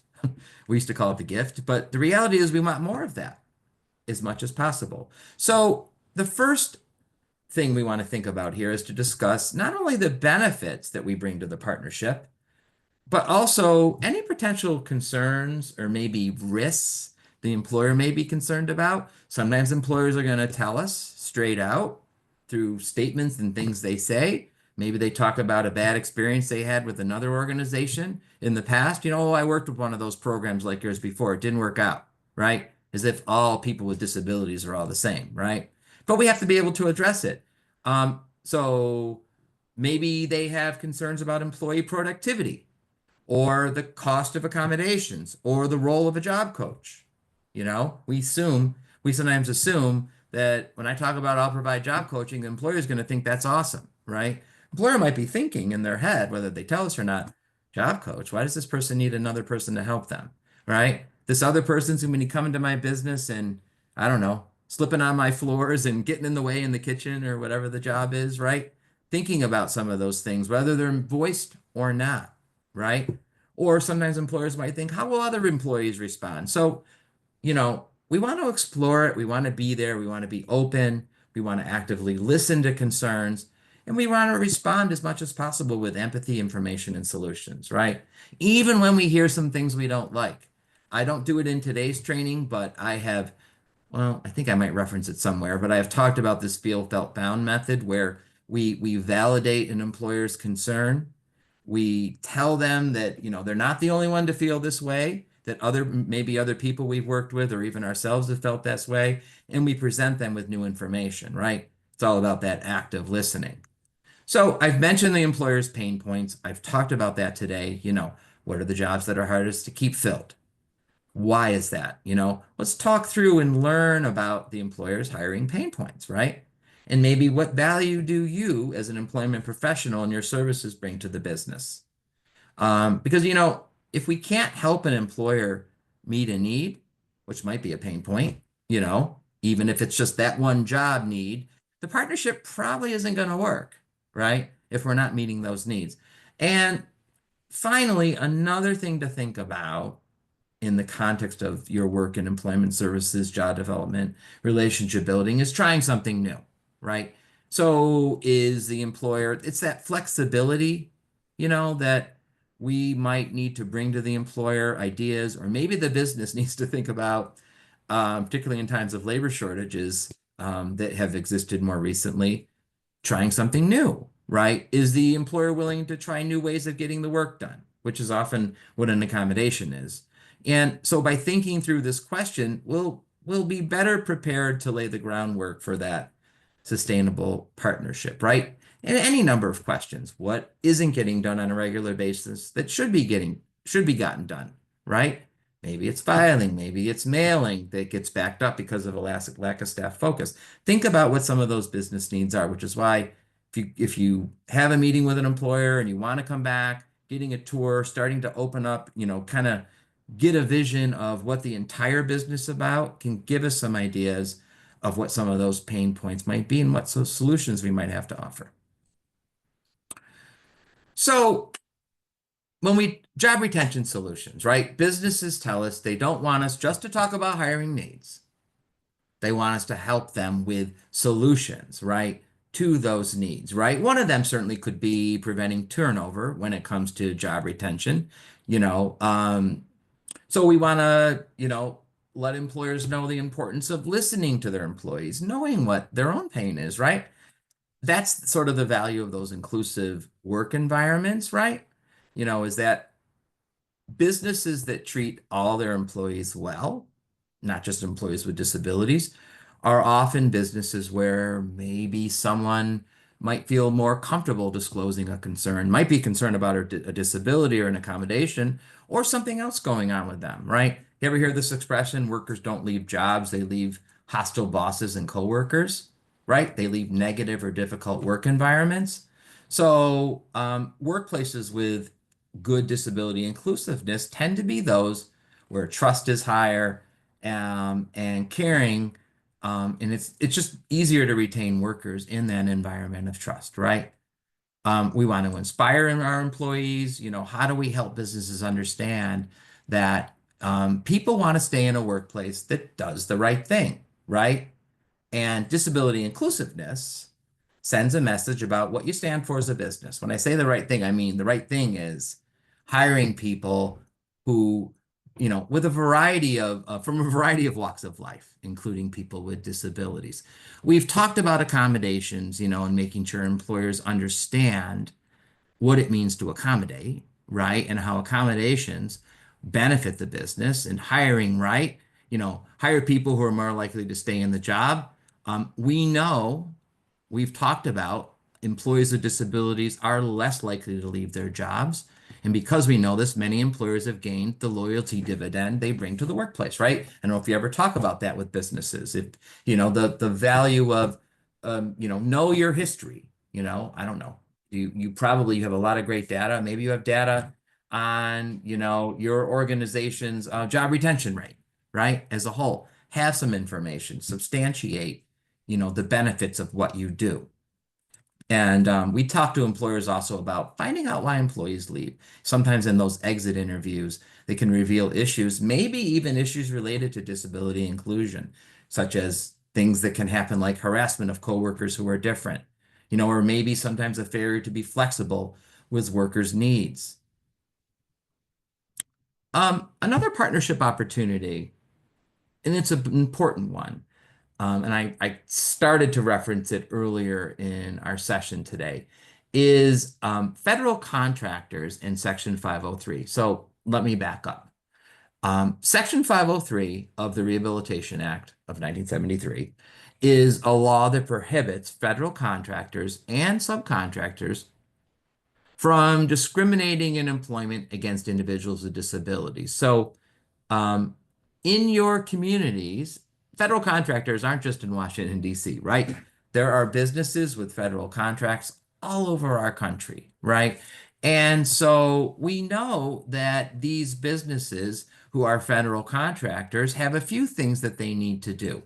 I'm going to start with one that's very relevant to our topic of partnerships today, and that is to build recruitment pipelines and partnerships. So these businesses that have federal contracts, it's actually, the concept is federal government as a model employer. And the idea is that these federal contractor businesses they're telling them, reach out to those pipelines of talent. And guess who's the pipeline of talent? You. Best Buddies Jobs. Organizations that promote and support and advocate for work with people with disabilities, right? These are the businesses that may be motivated or are motivated because there are some metrics that they're being held to. A 7% goal, aspirational goal of people with disabilities in their workforce, right? They're tracking their disability data for annual assessment. They're required to invite employees with they're required to invite job applicants with disabilities, current employees with disabilities, and current employees with disabilities to voluntarily self-identify as having a disability. It is entirely separate from the hiring process. But I tell all this to you to say that that can be a need that you can help businesses meet if you know that there's federal contractors in your communities. These are businesses that are motivated. All right. So encourage employer partners to make their hiring process accessible, right? As we partner with businesses, and and actually I want to back up a minute. When we think about this concept of the federal government as model employer, the training, the session that I did in our state capitol a couple days ago was with about 200 New York State workers, and the governor's office wanted to send the message. They have a message now, which is that how can New York State be that model employer? So, I know some states are doing that as well. And one way we can go about that is having a recruiting and hiring process that's accessible to people with disabilities, right? The reality is a recruiting and hiring process accessible to people with disabilities is often accessible to everyone, right? So especially those businesses that you work with, because there are businesses out there that will at least tell us, or sometimes pay lip service to, if I can be a little negative, I'm usually not negative, to, diversifying their workforce, right? So one of the things that we can talk to businesses about is, okay, let's look at your recruitment and hiring process, right? Are you, for example, informing applicants about their right to an accommodation and how to request one, right? That sets a tone. That sends a message, right? When you include in your advertisement or in your, even maybe someone's coming in for an interview, hey, is there anything that would help this interview go better for you, right? Is there anything you might need to better and more fully participate in this process, such as an accommodation, right? It sends a message to not only job seekers with disabilities, but to your entire community. Um, Thinking about things like in-person recruiting and hiring functions, right? Maybe it's career fairs, interviews. Are they in accessible locations? I did a few years ago with a couple of colleagues. We were working with their workforce development program in the state of Iowa, and we went to one of their like one-stop centers, and they were actually very embarrassed. Their one-stop center that was not physically accessible to someone in a wheelchair or mobility issues. They were actually quite embarrassed about it because they knew it. And so I say that all to say that that is not exactly the way to attract people who might have accessibility needs. And then encourage employers to designate an accommodation process, right? If employers truly want to hire, put their money where their mouth is and hire people with disabilities, let employees or potential, could be current employees, because someone can request an accommodation at any point in the process, or it could be potential employees if there is a process in place. Employers can have a process, right? It's just notifying people of what that process is. All right, I think I did this right. So we talk about setting the tone, and there's that big red phone ringing off the hook, right? And I think I'm borrowing some of the language, and Chris or Alex or any of you, correct me if I got it wrong. Some of the language I learned from some of you and my friends here at Best Buddies when it comes to setting the tone, right? How do you message to employers about workplace accommodations, right? And so do you set a positive capacity-based tone of accommodations as, and that's what it says here, success enablers? Is that the language you guys use? I know Kathy DeRusso and Stephanie have always that's correct, Jeffrey. Did I get it? Yeah, that's correct. Was that right? I think you said it was, yeah. So good, I got it right. Well, in whatever we call it, I sometimes will talk about accommodations, enhance productivity enhancers, right? A productivity tool, right? They enable they enable the success of employees. The whole idea is because we want to change the message. Employers often think of accommodations as, oh, they're expensive and they're going to get in the way. And why do they need something different, right? Well, not only is it the law when it comes to reasonable accommodation, but it also, if you think back to some of the numbers and information I shared before, we know that accommodations benefit businesses, make them more effective, make them more efficient, right? So I'm not going to do this situation room. We are going to go up to, I'm going to essentially now, here's our knowing doing gap again, right? Moving from theory to practice. How do I do some of what I talked about? And essentially here, I'm recapping some of the key points, right? I hope we already covered here. So one, of course, is we want to foster partnerships. Every step of the way, we want to be thinking about fostering partnerships, fostering those relationships, right? We want to help businesses recognize the value of inclusion and certainly the value of disability inclusive recruiting and hiring practices through much of what we've talked about here today. We talked about making sure that hiring managers and businesses fully understand what some of the ADA limitations are on disability inquiries during hiring. I have many times, because employers, generally speaking, aren't allowed to inquire into disability, right? During job interviews and the job application process. And sometimes I'll have a job developer say, oh, I heard an illegal question, or I heard a question where they asked about that, right? And so how do we have to make decisions on how do we educate on that topic? How do we, not a sword where it's a threat, but a shield where we're there to support you? We want to, be prepared to provide accommodations and educate employers on the importance of those accommodations. We've talked about ensuring the hiring process is accessible. And this is that pipelines of talent that I talked about before. We want to extend our having businesses extend their recruitment efforts to target job seekers with disabilities, right? Maybe it's encouraging businesses to post positions online or on job boards seen by people with disabilities.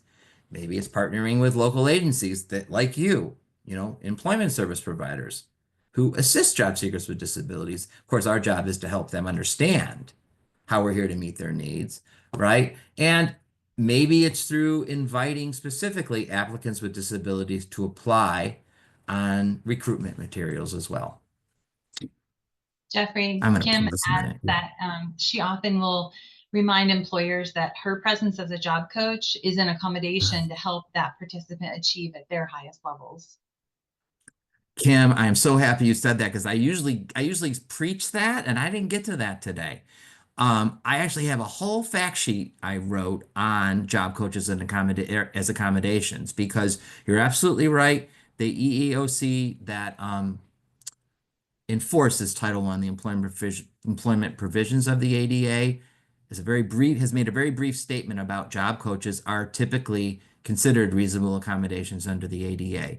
And time and again, I hear examples of employers who say, well, we don't allow another person in the interview.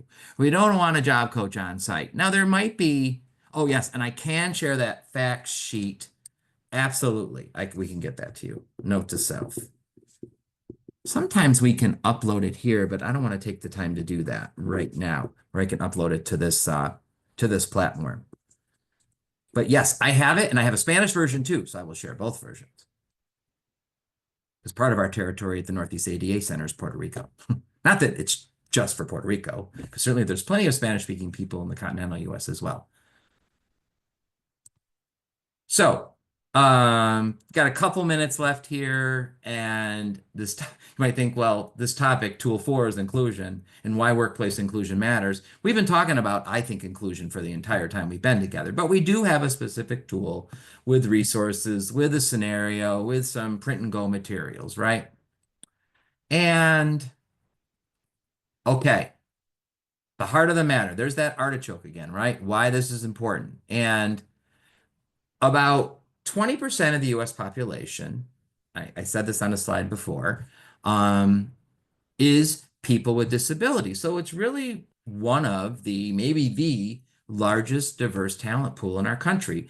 Yet we know that people with disabilities are often not fully included in everyday culture of the workplace. So what does workplace exclusion look like for workers with disabilities? And I'm just going to share a few statements. Maybe Kim and I can alternate these really quickly, just to give you a sense. Do you want to read this one, Kim? Sure. I couldn't go to the office holiday party because it was held in an inaccessible location. They seem to just feel sorry for me and not treat me as an equal. I was denied a slight change in schedule as an accommodation for my disability, but they allowed another guy to have a major change in his schedule so he could train for a marathon. And the last one I have here, although there are many more in the Small Business at Work Toolkit, I never got feedback or coaching from my boss. Everyone else got tips and ideas, but I was just left out of the loop. So I like to get to the why. Why this? Why now? Why is this topic important, right? And I know Best Buddies knows Accenture very well. And there was a 2020 study that they did that found that team performance improves by 50% when everyone feels included.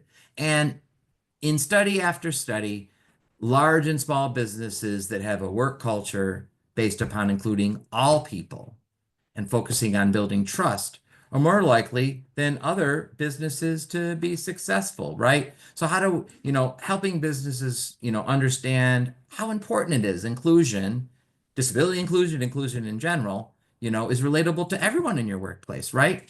Because it's not about formal pronouncements and slogans. It's about how does it play out in the everyday life of the workplace? Think about it, like in the workplace, whose voice is taken seriously, who's invited to gatherings, whose mistakes or infractions are tolerated, whose aren't, what conduct gets rewarded, who's promoted, what conduct might be shunned, right? So we want to strive to create that workplace. And how do we support businesses in creating that workplace, a better workplace that, where people's contributions matter, their voice can be heard, where people can learn from coworkers in that environment of trust, right? This isn't just about, this is sort of why I left the disability out of the subtitle. It's not just about people with disabilities. It's about all of our workers and the benefits of inclusion, of trust, of support, right? Transcends and doesn't solely apply to people with disabilities, right? The research has consistently shown that inclusion matters for the success of businesses, right? Workers learn to perform more effectively. 70% of what we need to learn to be great performers at work is learned informally, right? By talking to coworkers, by making mistakes, by getting feedback.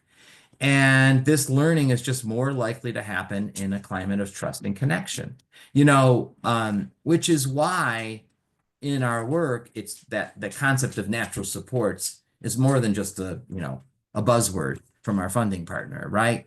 It is key to everything, right? It's key to job retention, it's key to longevity, it's key to satisfaction, it's key to the employer looking good and having a solid workplace, right? We all know of workplaces in our past lives, maybe, or in general, that are toxic or are not functional, right? Because people don't trust each other and it's not a comfortable place to be. I've worked in places like that, rarely, but I have. It is not a nice place to be. We know teams function better when built on trust. There's fewer conflicts, there's less stress, there's less turnover, right? And for many businesses, getting good workers makes or breaks success. So thinking about all this, how do we contribute to some of this, right? When we're messaging with businesses, when we're developing those relationships, letting them know that the value we add is beyond just a worker who happens to get the job done, right? But there is so much more. Maybe this is where, having a diverse workforce, right, with all different kinds of people in an atmosphere of trust is so important because ultimately it helps the bottom line. Yeah, this is why I love Best Buddies. You pride yourself on working on self-advocacy skills. Absolutely. It's such an important thing. It takes time, effort, and energy. Believe me, I got 3 teenagers in my house. I'm constantly working on that.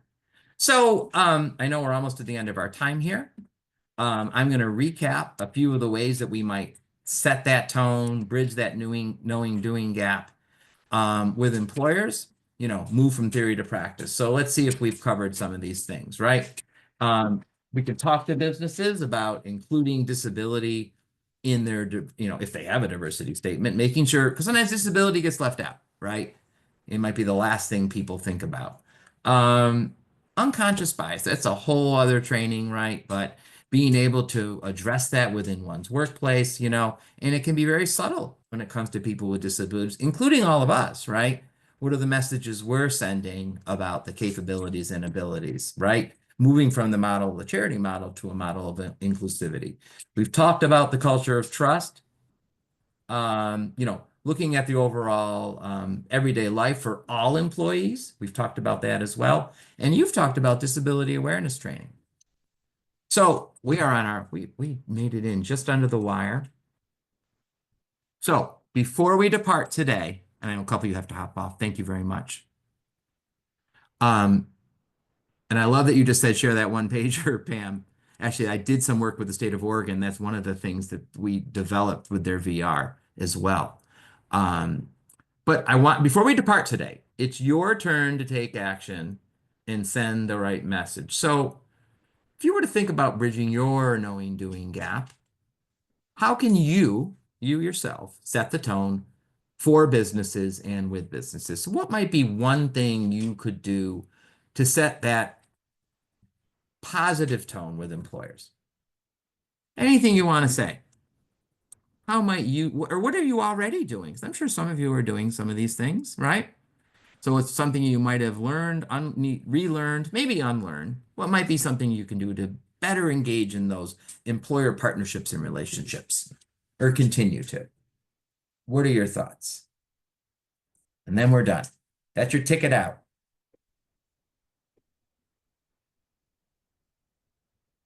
No one likes to be first.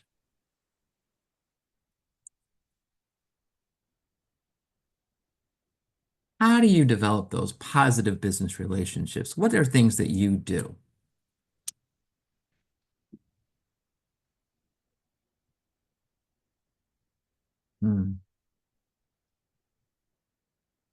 Here they come. Heather, when you go into a new employer, I make sure they know I'm not only here for the participant, but here for them, right? We want them. I think it can be easy to forget or for businesses to misunderstand that I'm here to support you, right? I'm here to help make things better for you, not just for me and the job seeker or job seekers that I support. Serena, you like offering DEI presentations? Yeah, there are certain businesses that definitely want that, and then there's probably some that, you know, it's an interesting time that we're in. I'm curious, have you done that before? I'm curious if people have actually done presentations on, I don't know, disability inclusion or anything.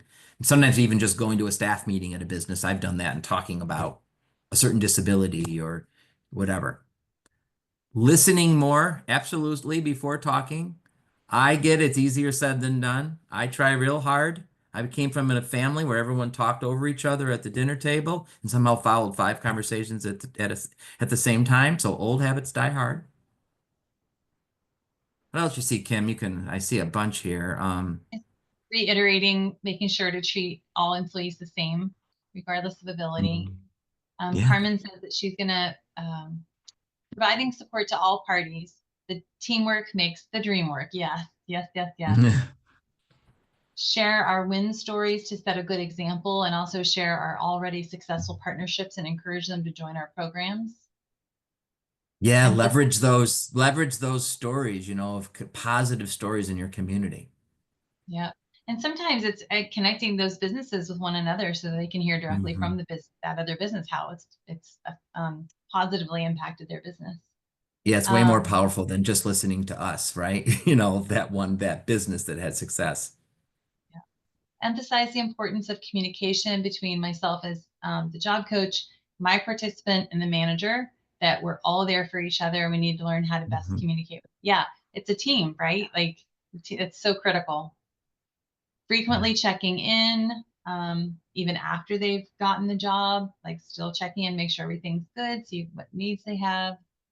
And we might, Devin, learn about other opportunities. If the better we are at that relationship and that partnership, checking in might mean other business opportunities, job opportunities as well. Well, and hopefully that gets to a place where that employer speaks you out when they do have openings, right? Like it works so well. Let me contact the job coach from Best Buddies to see if they have other qualified candidates. Let's see, how about one more? Because I know we're at time. Yeah. I spend time to get to know the managers and coworkers, visiting frequently and making myself available to answer questions and alleviate any concerns. Yep. Be that strong, good business partner, right? Clear understanding of the partnership. I see your comment, Brittany, and we'll end with that. You have all been amazing. Thank you for ending on that positive tone. You're setting the tone. The red rotary phone ringing off the hook. You can have that vision. There is a program evaluation. I guess there's a QR code here, but I think Chris or someone will be sending it to you if I'm not mistaken. So, I can go ahead. copy the link and put it in the chat too. Sorry, I closed the PowerPoint on my end, but I'll open it really fast. All right. I won't click to the next slide because I left it open, but next slide is